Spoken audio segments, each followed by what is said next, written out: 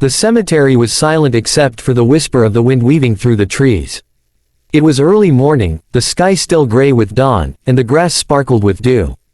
A woman in a worn-out brown shawl knelt by a gravestone, her trembling hands clutching a small bundle of wildflowers she had picked by the roadside. Her eyes were red, her cheeks hollow, and yet she smiled faintly as she arranged the flowers at the base of the cold marble. "Good morning, Lily," she whispered softly. "I couldn't afford roses today, but I found these. You used to love the yellow ones, remember?" She sat there quietly for a few minutes, as if waiting for the stone to answer. Then, with a sigh, she brushed her hands against her skirt and stood up slowly, her knees aching from the cold. What Maria didn't know was that someone had been watching her from a distance, a tall man in a dark overcoat, his face unreadable but his eyes fixed on her every move. The man was Alexander Reed, a name known in every business magazine and on every financial news channel. He was one of the most powerful CEOs in the city, owner of Reed Enterprises, a global company worth billions. Yet, despite all his wealth and power, he too was drawn to this small, quiet cemetery every week. Because under that very same gravestone, rested his late wife, Lily Reed. Maria had been coming to the grave for nearly 3 years. She never missed a week, rain or shine.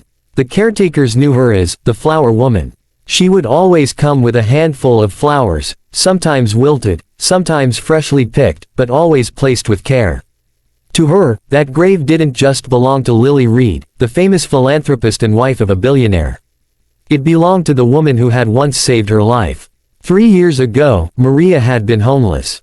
Her husband had died in an accident, and her only son had fallen ill. With no job, no family, and no help, she had sat on the steps of a hospital, clutching her son's frail hand, begging for someone to listen. That was when Lily appeared. Lily had been coming out of the hospital after volunteering. She saw Maria and stopped, asking her name, asking about the boy, and before Maria could even explain everything, Lily had knelt down beside her.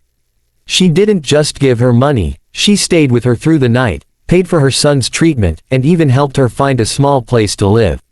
"She told me I was worth saving," Maria whispered one night to the gravestone. "And I promised her I would never forget that kindness." When Lily died in a car crash only a few months later, Maria had cried as if she'd lost her own sister. Ever since, she had been coming to the grave every week, leaving flowers she could barely afford, as her way of saying thank you. That morning, as she turned to leave, she almost bumped into someone standing behind her. "Oh, I'm sorry, sir," she said quickly, lowering her head. "It's all right," the man replied. His voice was deep, calm, but heavy with something unsaid. Maria looked up and froze. She had seen him before, not in person, but on TV, in magazines, in newspaper articles. Alexander Reed, the husband of Lily Reed. He looked at her with quiet curiosity. "You come here often," he said. "Yes, sir," she said softly. "Every week. May I ask why?" Maria hesitated. Then, her voice trembling, she told him everything, about her son, about Lily's kindness, about the promise she had made. Alexander stood silently as she spoke. He didn't interrupt. His eyes softened as her story unfolded, the pain and gratitude in her words slicing through the cold armor he had built since Lily's death. When she finished, she looked embarrassed. "I'm sorry, sir. I didn't mean to intrude on your wife's resting place. I just wanted to keep my promise." Alexander took a deep breath, his eyes moist. "No," he said gently. "You're not intruding." In fact, he looked at the flowers she had laid down, humble, but full of love. "You've been doing what I couldn't." Maria frowned slightly. "What do you mean?" "I haven't been here in months," he admitted. "I come sometimes, but it hurts too much. I buried myself in work. I thought if I stayed busy enough, I wouldn't have to face this emptiness. But you, a stranger, you kept her memory alive better than I did." Maria's eyes filled with tears. "She changed my life, sir. The least I could do was remember her." For the first time in years, Alexander smiled, a small, genuine smile that reached his eyes. From that day forward, something unexpected happened. Every Sunday morning, when Maria arrived with her little bundle of wildflowers, she would find Alexander already there, standing silently before the grave with a bouquet of lilies, her wife's favorite. At first, they didn't talk much. He would nod to her, and she would quietly stand beside him, both lost in their own thoughts. But over time, the silence softened. They began to talk, about Lily, about life, about loss. Maria told him stories about her son, who was now 16 and healthy, thanks to Lily's generosity. Alexander told her how Lily had once dreamed of opening a shelter for single mothers, but she died before she could. One day, Maria said softly, "Maybe we can finish what she started." Alexander looked at her. "What do you mean? You have the means," she said. "And I have the will. Let's open that shelter in her name. A place where no mother has to cry the way I once did." He thought about it for a long time. Then he nodded. "Let's do it." It wasn't easy. Building the shelter required money, time, and permits. But more than that, it required trust, and Alexander had long forgotten how to trust anyone since losing his wife. He was skeptical at first, always worried someone might take advantage of his generosity. Maria, too, had her challenges. She wasn't educated, she didn't understand paperwork, and she often felt out of place in business meetings filled with suits and polished shoes.